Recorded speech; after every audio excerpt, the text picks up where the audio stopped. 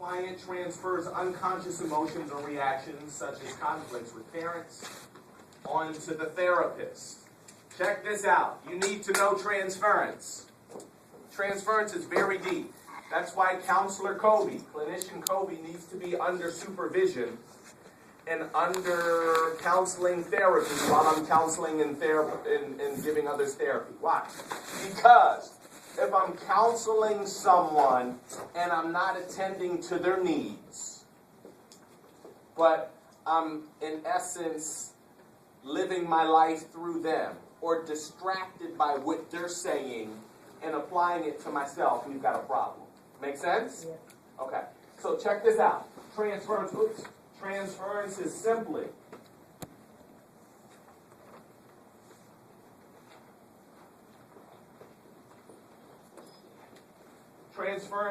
when the unconscious emotions or reactions are transferred onto the therapist. Make sense? You guys get that? Mm-hmm. So it's transference. You guys got to get this. Transference is when the client transfers other emotions or images or personalities onto the client. Onto the therapist. Mm-hmm. It's client to therapist. You guys get that? Mm-hmm. Okay. So in other words, an example would be, I'm counseling Tarif. Tarif is one of my clients. I'm his clinician. I'm his therapist. And he just loves himself some clinician Kobe. He just loves himself some therapist Morgan. All right? One argument could be, or one analysis could be, the reason why he has a love affair with his counselor or his therapist, Kobe Morgan, is because maybe, just hypothetically, I'm the father that he never had.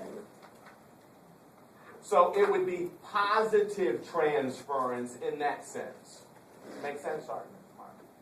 Mm-hmm. Make sense? Mm-hmm. That would be positive transference. So my supervisor would say, Kobe, how is Tarif responding to you? And I would say, positive.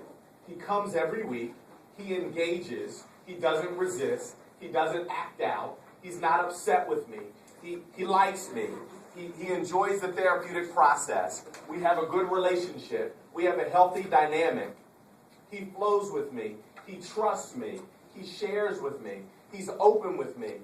Then my supervisor would say, good. It sounds like you have a positive therapeutic relationship with Tarif. And what he would say is, it also sounds like Tarif has positively transferred a good relationship or good person. In other words, he just met you.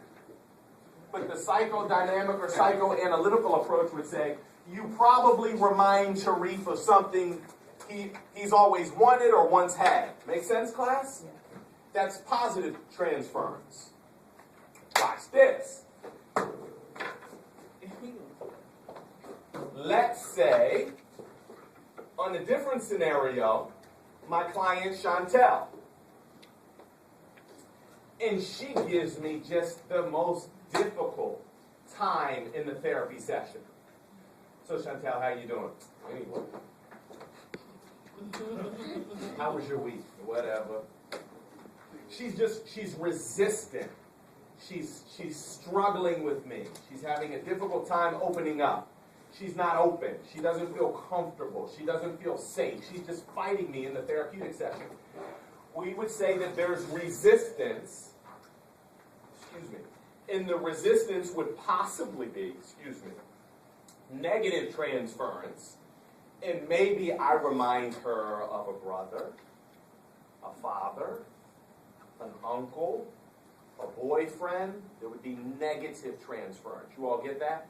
I'm reminding her of something negative. So she's transferring a personality, a person, an experience onto me, and she's really not seeing me as Professor Kobe or Counselor Kobe. She's really seeing me as a reminder of something negative. You all get that? Mm-hmm. Good. Check this out. That's transference. Now, here's what the book really doesn't go deep into, but I want you to know it for the final because it's deep. This is the reason why I need to be in counseling.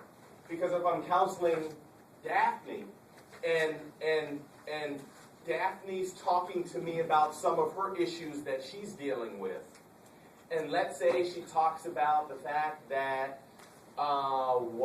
Let's say, let's make up something that's far-fetched. Let's say she's going through a divorce, and she's having a difficult time cooperating with her husband.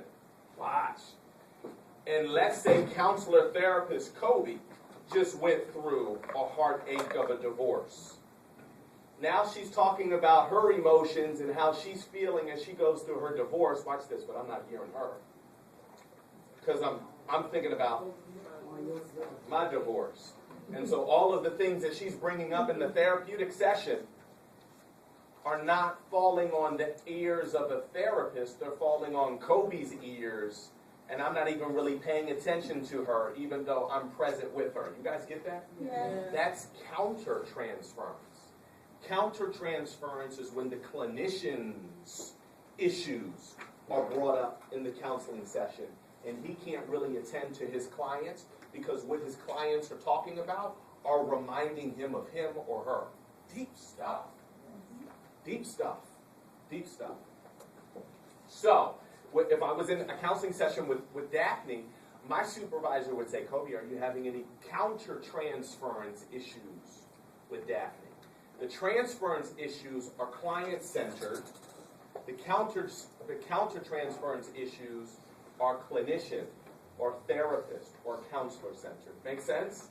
Deep stuff, deep stuff. This is why counselors need to have counselors. And we'll get to it a little bit later, but what do you all think the primary reason for malpractice and counselor misconduct is? In terms of ethics.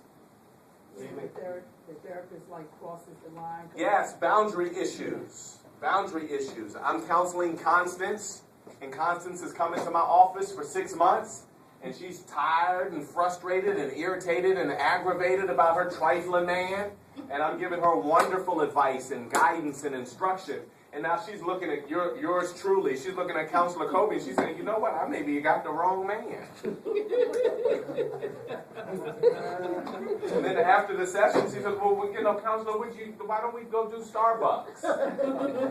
And then we go do Starbucks, and before you know it, we're doing a whole lot of other things we don't have any business doing. It just doesn't stop at Starbucks. But that's the primary reason for malpractice and boundary issues. That's why there are a number of male counselors that don't counsel women. Because women are emotionally centered and men are visually centered. So if Halle Berry walked into the room and needed some counseling from Professor Kobe, we would have some issues. And so what you're supposed to do when you find yourself in that situation is you're supposed to refer that client to another counselor, which means you're supposed to know yourself and your issues. You're supposed to be conscious of the fact, she's too fine for me to counsel her. You're supposed to know that. You're supposed to be real. You're supposed to be real. You're supposed to be real. What if you're single? What if you're single? The issue isn't whether or not you're single or married.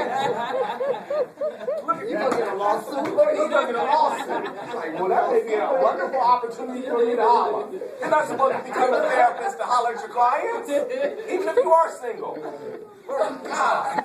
Are counselors ever required to have their own counselor? Yeah, that's what I'm saying. Yeah, that's what I'm saying. You're mandated to. You have to because of these issues. And what I'm saying is the counselor will ask you, how is Daphne? How is Denise? How's Wasim responding to you? And then I would say they're responding positively. They come every week. They do their homework. They're open. There's no resistance issues. They share. And so my supervisor would say, wonderful. It sounds like they're having a positive transference process.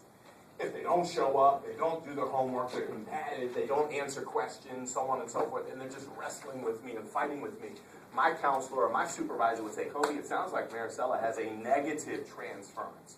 You might remind her of an ex-boyfriend, a father, an uncle, or a brother that did her wrong, and she's not responding to you well because you represent something in her past. Make sense? That's for the client. And then my supervisor would say, how are you responding to Tarif? How are you responding to Eddie?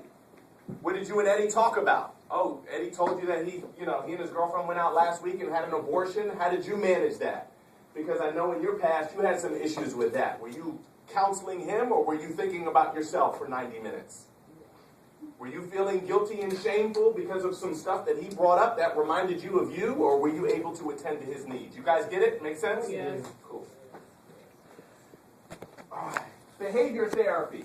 How behavior therapists can help you change bad habits, and cognitive therapies I think you do that on purpose. You put that in all can the help you time. get rid of self-defeating thoughts. All right, check this out. Fear is a thought, but it oftentimes manifests itself in the way that we behave, okay? Oftentimes what happens is we first have an emotion or a thought, and then we act out accordingly, all right? So behavior therapy is about informing people of what it is they're doing and helping them to locate where that behavior comes from or what's driving them, all right? Here's what's interesting. Behavior therapy involves graduated exposure. The person with anxiety disorder, such as a phobia, is gradually taken into the feared situation or exposed to a traumatic memory until the anxiety subsides. Some of you all probably have heard of this. I know of so many of my Hispanic friends that were not taught how to swim. They were thrown into the pool, sink or swim. That's how you're going to learn how to swim. I don't want to go, I don't want to. And Dad takes them up by the and throws them into the pool, and they learn how to swim that way. Guess what type of mechanism that is called? It's graduated exposure or flooding. You flood them. They have an anxiety and a fear, so you put them right in the midst of it. And you deal with it. Right? It's extreme, but graduated exposure has been used as an effective therapy for introducing people to the fact that, you know what? There really is no monster under the bed. No, there's a monster under my bed. Some of you all that have parents that have children. And so you don't let them sleep in your bed anymore. You don't let them come into your room anymore.